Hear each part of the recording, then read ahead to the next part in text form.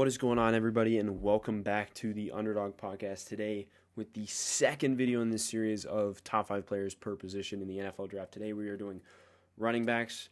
We're going in order, so we went quarterbacks last time with my number one quarterback being Matt Corral.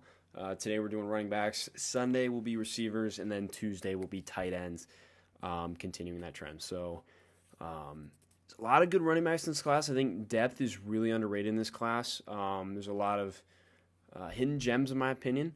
But before we get started with the actual list, I wanted to name off two honorable mentions. And my two honorable mentions today are Isaiah Spiller from Texas A&M. I'm a little bit lower on him than some other people. Not quite as low on him as PFF, but he doesn't have any super like high end traits, but he's a solid back. I think he compares well to some of these other backs in the league. I just don't think that he's one of the premier guys in this league. Didn't do a lot of receiving in college either, so we'll see kind of how he translates to the next level. And then my other honorable mention is Jerome Ford from Cincinnati.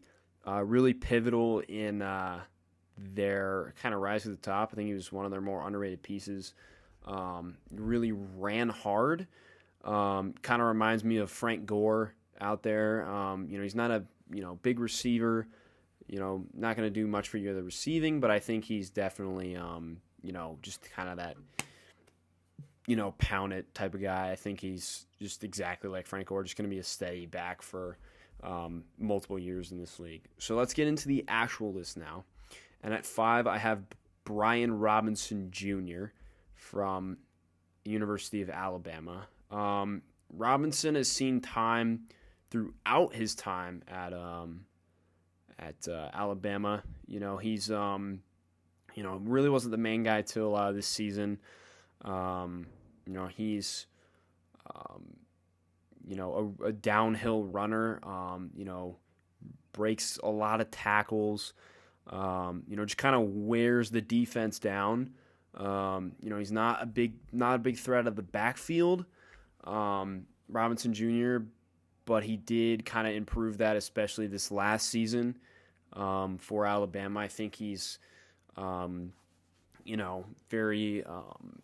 I think he's going to be a very solid back, probably second to a third round grade for Brian Robinson Jr. I don't think he's has the highest upside, but I think he's going to come in and be a nice, change of pace back immediately, and then could eventually take over a starting job in the backfield. Comparison for him kind of reminds me of a more Dalvin Cook. I think he's a slower version of Dalvin Cook. Not quite as shifty, but he kind of has that downhill mentality of Dalvin Cook. I obviously don't think he's going to be Dalvin Cook type player, but he does kind of resemble him a little bit more. Maybe James Robinson too, kind of that mold of running back for Brian Robinson Jr. Then we have number 4. We have James Cook.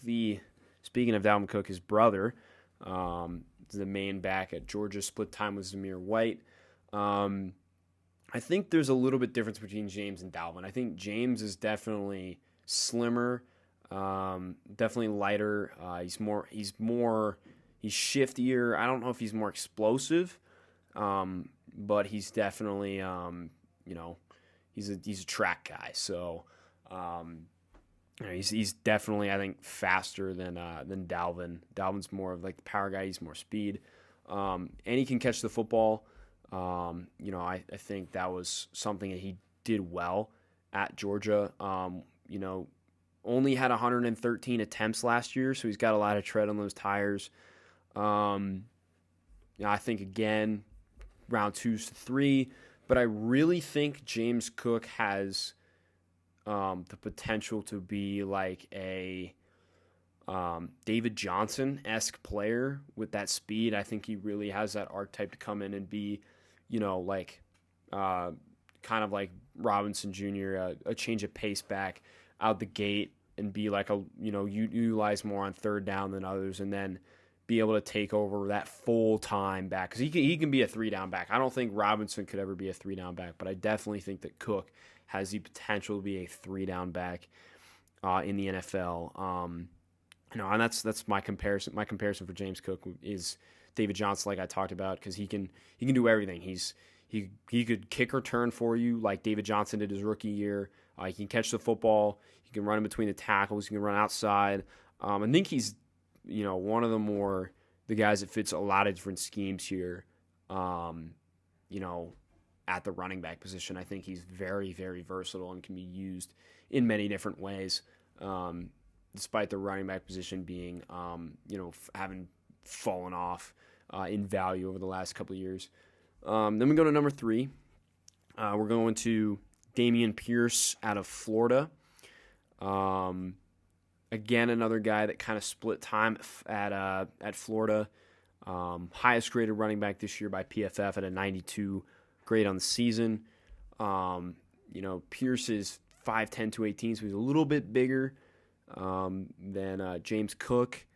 I think he's, it doesn't, just because he split time at Florida doesn't mean he can be bell cow. I think he's consistently breaks tackles, and he's got some speed, not like Breece Hall or Kenny Walker, but he does have some speed. Never more than 500 yards in a season, but again, he was splitting time at Florida. He can catch the football out of the backfield. 19 targets, 19 receptions, and he had almost 6 yards in an attempt this season at Florida. I don't think he's on Cook's level of speed, but he's definitely got some juice to his game. He's got good vision. Reads holes well. Definitely going to be an inside zone scheme heavy. That's his best rating for sure. He's very elusive. Can make guys miss along with running them over.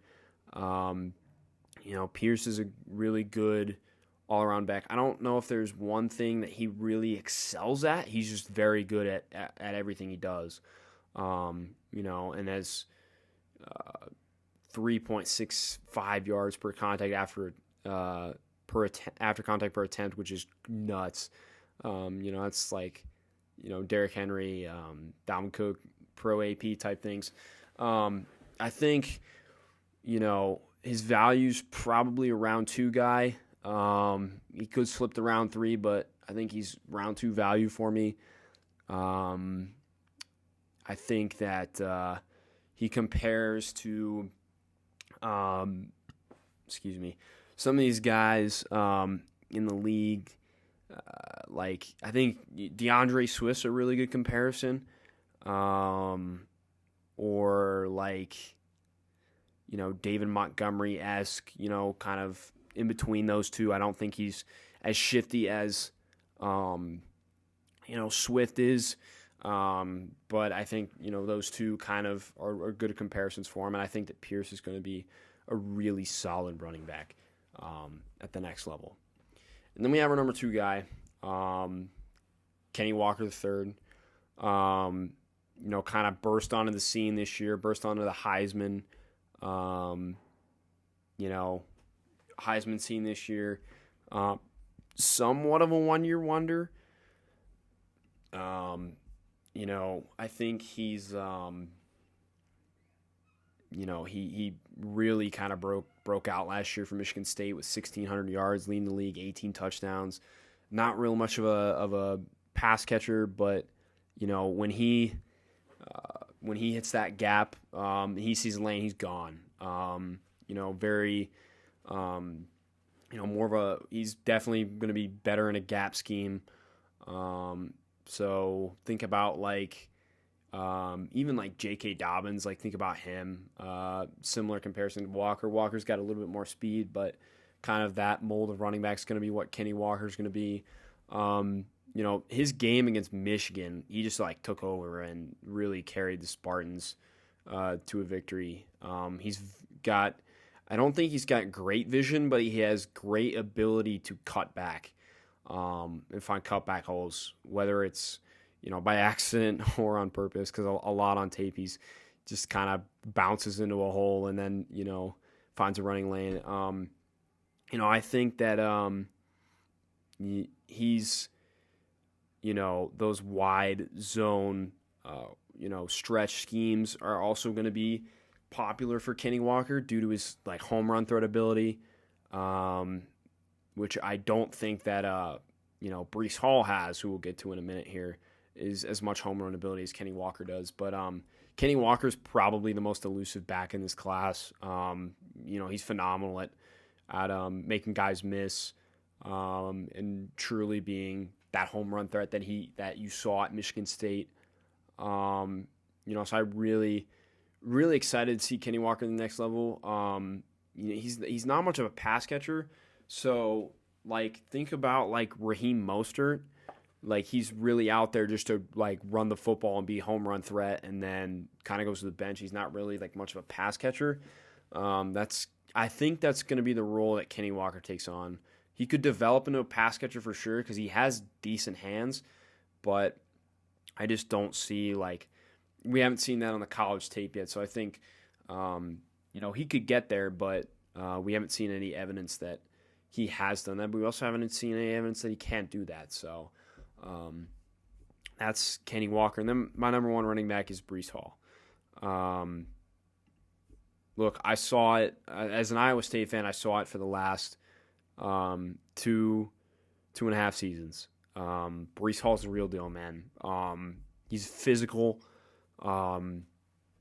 He really runs over you. Last 2 seasons over 1,000 yards. He's just a grinder, man. Absolute grinder, and will catch the football out of the backfield. Did a lot at Iowa State at 37 catches last season. I think that the one thing, and you did see this at the combine, he has 4.39 speed, but I think the one thing is he doesn't play up to that speed a lot. But he's a very patient runner. He's got, he understands that, you sometimes the hole's not going to be there right away and then it'll pop open. He's very much Le'Veon Bell-esque. When Le'Veon Bell was in his prime at Pittsburgh, he was the best at just patiently dancing around behind the offensive line and waiting for a hole, and then as soon as he sees it, he shoots it. I don't think, Hall has that home run capability like Walker does, but it's certainly good to know that he has that speed, along with that power. I think he does compare well to Le'Veon. I think he's got more power than Le'Veon does, though. He runs over people like there's no tomorrow. Zone type scheme is probably where he's going to be best at. He forced 74 missed tackles, which was top 10 last season in college football. I think Breece Hall, as just a prospect, his grade is probably top 5, but value-wise, he's probably first or second round grade. Just because running back isn't a valuable position, but Breece Hall can be that immediate bell cow back for a team that's running back needy, Atlanta,